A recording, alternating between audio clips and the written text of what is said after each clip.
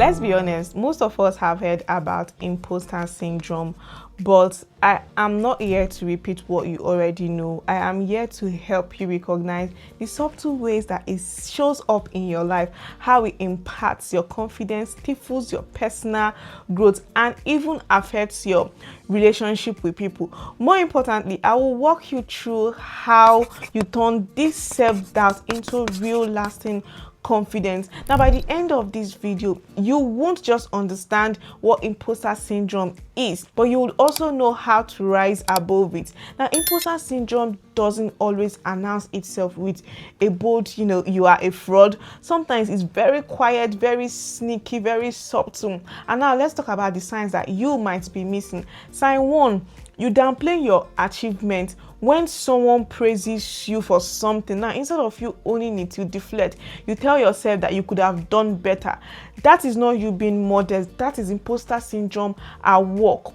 Now, sign 2, you focus on what you don't know. You land a great opportunity, but instead of you celebrating at that moment, your mind spirals into doubt. You begin to ask yourself, what if I'm not really qualified for this position or this offer? And that's self-questioning. That is classic imposter syndrome. Now, sign 3, you keep moving the goalpost. You hit a major milestone. Instead of you to celebrate, you immediately set a higher one. You never pause to really appreciate how far you've come because you believe that nothing is ever enough. You just want to keep moving. Now, sign 4, you feel like you have to earn love. You are constantly trying to prove your worth in relationships, afraid that someone might discover the real you and walk away. That is imposter syndrome. Also at work, it's distorting your sense of value. Sign 5, you feel like a burden to your friends. You overthink your messages. You assume they are just being nice. You convince yourself that they would rather spend time with their real friends. That's self-doubt talking, not the truth. That's imposter syndrome also. Then sign 6, you hold back at work. You have the skills, but you hesitate to apply for that promotion and lead that project. Why? Because deep down you think you're not ready. And spoiler alert for you, you are ready. Now, how do you shift your mindset? Once you recognize the pattern, the next step is to challenge it. Let's imagine 2 people, Lola and Becky, both experience imposter syndrome, but how they respond makes all the difference. Lola thinks, I don't belong here, but Becky thinks and reframes it into, if I feel uncomfortable, it's because I'm growing. This is what leveling up feels like. Lola says, I could have done better, but Becky reframes it and reminds herself that it's okay to improve, but I'll still get to be proud of how far I have come, how much I have achieved. Now, Lola asks, why are they praising me? But Becky says, she reframes it into, everyone makes mistakes. They don't cancel out my accomplishments. It's not usually about pretending that everything is fine. It's about changing the narrative, changing how you think in these situations.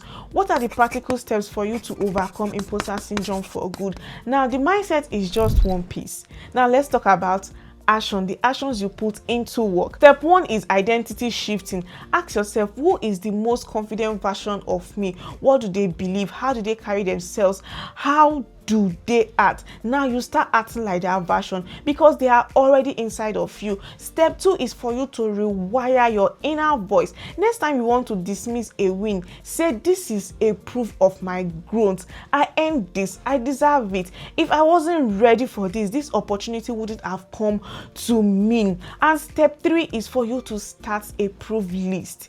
My friend usually calls it a brag list. Now, every day write down 3 things you did well. It trains your brain to focus on your wins instead of ignoring them. Step 4, take up space anyway. Confidence isn't about the starting point.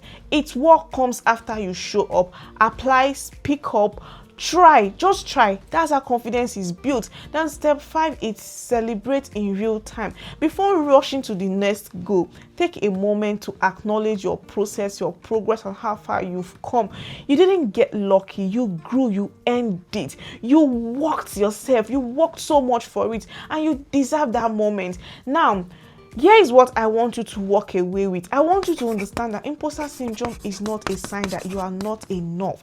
It's a sign that you are actually growing into more than you were. And the people who overcame it, they don't necessarily have more talent or knowledge. They just decided to start believing in themselves. And this is what you can also do for yourself. You are already worthy. You don't have to prove yourself to belong or to anyone. You just have to believe it and own it.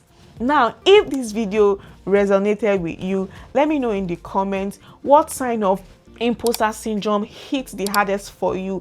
And you were never really meant to play small, so it's time for you to own your growth and show up fully. Let's go.